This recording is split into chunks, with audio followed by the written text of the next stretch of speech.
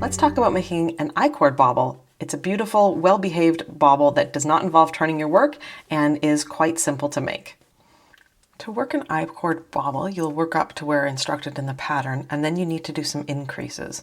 And the increase I prefer is the knit front and back increase. There is also the knit one, yarn over, knit one, yarn over style of increase, but I'll be showing the knit front and back. So we're going to knit into the front of this stitch. Don't remove it from the left needle. Pull your needle around to the back of that stitch and knit through the back. And you'll do that for however many times as you need to get to the total stitch count for your bobble. You can do them in 3, 5, and 7 stitches. Those are sort of the more common. Today I'm going to show you a 6 stitch. So I've got 2 stitches here, so I need to get up to 6. So I need to go into the front and the back. And this can be a very tight process as you try to go through this stitch again and again, and you're kind of filling it as you go. So my tips are not to work it too close to the tip, because then as you go, if you're a tight knitter or you're really sort of yanking on things, you can pop it off.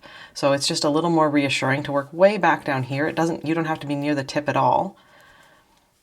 So let's see, I've got 1, 2, 3, 4, so I need to go into the front again. So go into the front.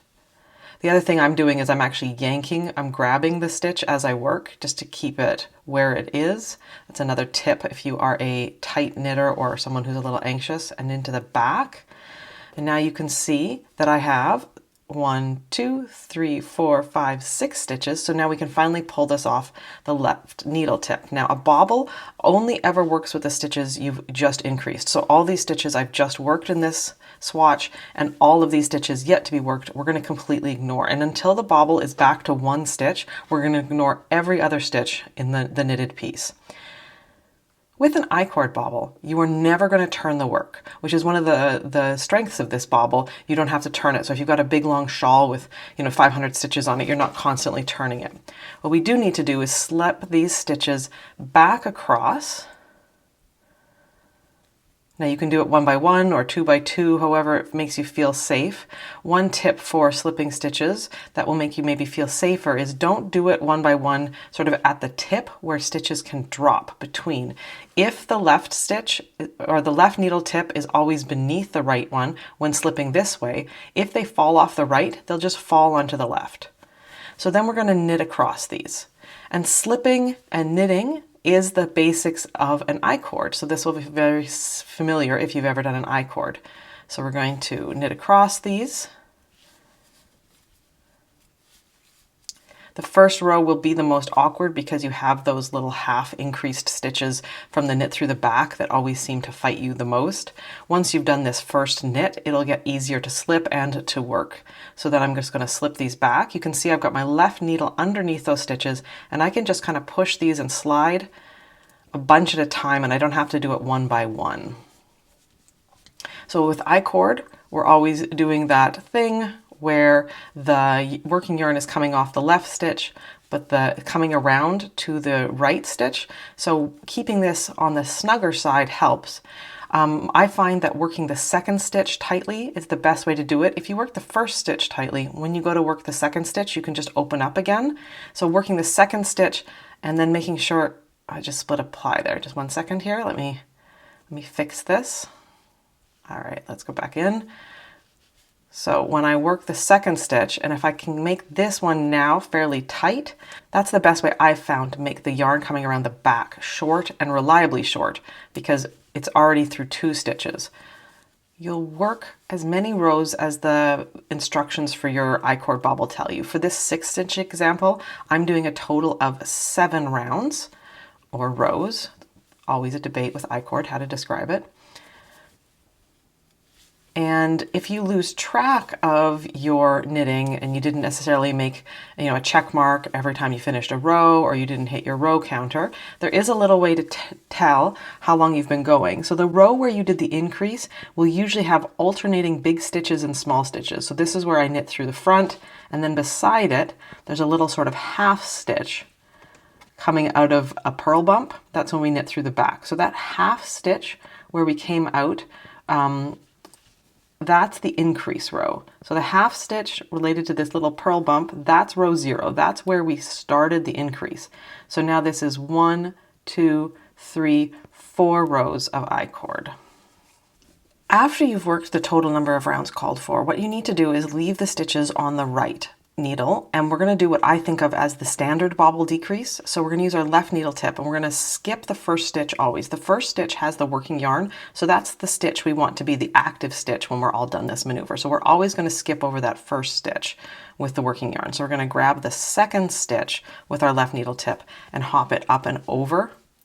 Grab the second stitch on the right needle tip, hop it up and over, and we just repeat that until we're back down to one single stitch. So just like every bobble, we start with one stitch, we increase, we work some rounds, and then we decrease back to one stitch.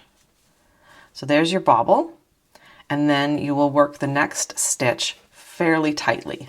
And with all bobbles, it helps to work the next stitch quite tightly. Here we have our 6-stitch 7-round I-cord bobble. You can see that it's quite firm and it doesn't want to go through to the other side like some bobbles want to. It also remains quite vertical. It is a bobble less prone to the diagonal lean that a standard bobble has. And so it is a lovely, well-behaved, tidy little bobble that does not involve turning your work. All bobbles tend to have a little bit of an opening here. I mean, it's just inevitable. We have so much fabric that's trying to fit into the space of one stitch. And if this open gapiness is a problem for you, there is a solution called choking your bobble. So let's talk about that. To tighten up the base of a bobble, make it well behaved and less likely to pop through to the other side. Say if you've got a really lacy, gauzy fabric around it with larger needles, this is a fairly firm, dense fabric, but if you're knitting a lace shawl, bobbles do tend to want to pop to the other side. So we can use a choking method to make it behave a little better. So what you're going to do is you're going to have your bobble stitch on your right needle tip. You're going to drop the yarn to the front, transfer the stitch to the left needle, then bring the yarn under and between your needle tips to the back and transfer that stitch back to the right needle. And what you've done is you've just wrapped the whole bobble in the working yarn, and then when you go to work the next stitch, pull that quite tight and you will have just wrapped around the bobble and sort of forced it to be tighter and less open. So the hole underneath the bobble will be almost entirely closed by having wrapped that yarn around the base of the bobble. You can do this with any bobble type. I'm showing it here on an I-cord bobble. You can see that the base of this bobble is not opening up. It's not gaping, and it's behaving much more tightly and making more of a rounded, protruding shape as we are working here. So this is a choked I-cord bobble, one of my favorite ways to get a really tidy, really well-behaved little shape sticking out. And if you know me, you know I'm making a gnome nose, but you might be using it for a cabled sweater or a lace shawl. Hope this helps. You have beautiful bobbles.